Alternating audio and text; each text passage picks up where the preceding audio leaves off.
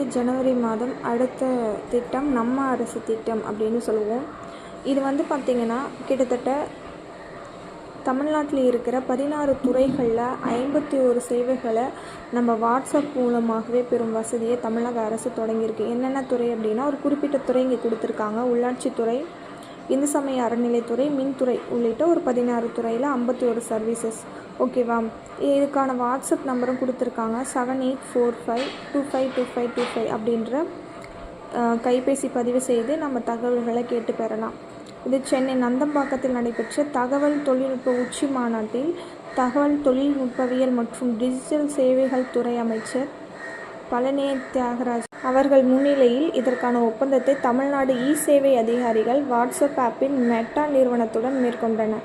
ஓகேவா? இ-சேவை இது எந்த துறை இது கொண்டு வந்திருக்காங்கன்னா, இதற்கான தளம் அதிநவீன தொழில்நுட்பத்துடன் தடையற்ற பாதுகாப்பான விரிவான சேவை வழங்கும் திறன். இதுக்கு இந்த சேட்பேட் உருவாக்கிட்டிருக்காங்க.